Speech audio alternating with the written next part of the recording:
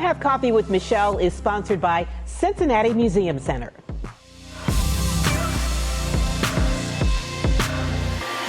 It is time to come have coffee with a big number in mind, 75.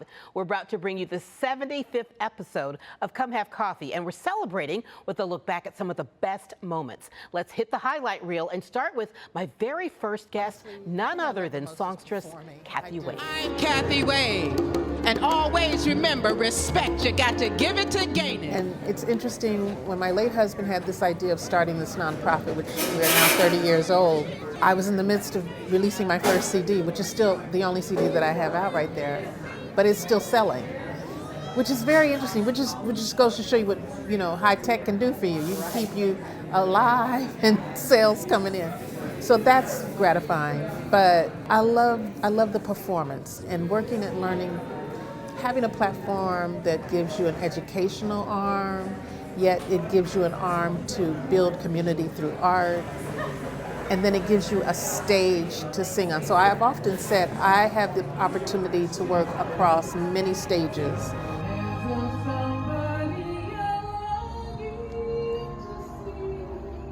And I'll never forget this. Give me a few bars or something. Okay, a little Johnny Cash. Okay. Love is a burning thing, and it makes a fiery ring. Bound by wild desire, I fell into a ring of fire. Oh, I like it. What do you think? I'm not saying it's great, but I enjoy it, okay? That's what matters. That's what matters. I love it. And I think a lot of people probably didn't know that about you, so. Okay, Jeff, I say we add singer to your resume. What are you passionate about besides singing? I mean, what are some of the other things you're passionate about? I'm very passionate about taking the opportunity to be a leader in this community. I'm very passionate about it. At one point, I thought that opportunity was to be an elected official, but I realized maybe my better calling to be a servant leader is to create this soccer team that creates passion and inspiration and brings people together in our city. And we took a stroll down memory lane with Jeff Ruby. With a mother battling alcoholism and a father not in the picture, Ruby was forced to forge his own way in the world. Sports, football in particular, played a big role, and a coach helped change his life. I was a loser and loving every minute of it, and all of a sudden, here's somebody I want to impress. Knowing what that connection to a father figure did for him, Ruby has paid it forward, giving back to more than 100 fatherless kids. He calls them his surrogate sons. That's what they were, fatherless kids, most of them, and others had fathers that never cared for them, and that's even worse. So their fathers were alive, some of them, but their fathers never cared for them.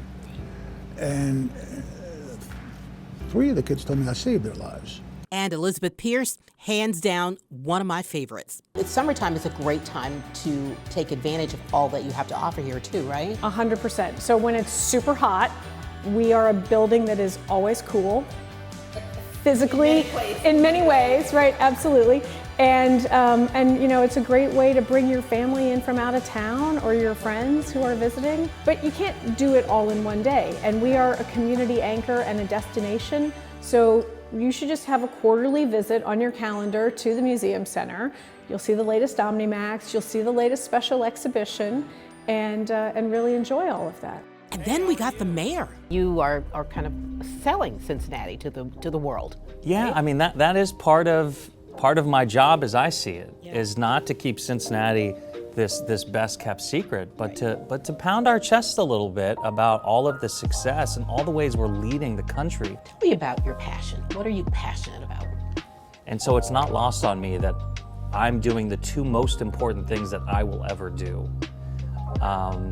Being mayor and being a dad to small kids. And that part is really hard because, during my day, I'm trying to get, as much funding for affordable housing, and then I come home and I'm just trying to get my son to get potty trained, right? To just use the toilet, right. Not be afraid of the toilet. And in both instances, it's slow, iterative process. And this one is super special. I was thinking about this. Why Cincinnati? You didn't know you had Borough. You didn't know you're going to have Chase. Why Cincinnati? Why'd you choose Cincinnati? Well, I'm married. I've got 4 little kids, and so the community was important for us. And I'm from Norman, Oklahoma. My wife's from Green Bay, Wisconsin. And so, you know, we've lived a lot of different places that were all great, but we wanted somewhere we could really call home. And Cincinnati reminds me of where I'm from in Norman, just the sense of community here, and the people are so great. And so, you know, and the football thing obviously is great here too as well, but but more so, you know, like you mentioned earlier before we even got started, you know, the number one people you want to please are your family.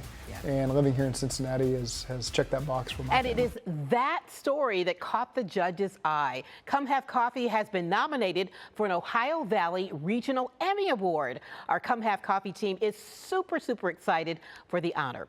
Thanks for watching and supporting all the episodes, which you can find on YouTube in case you missed any.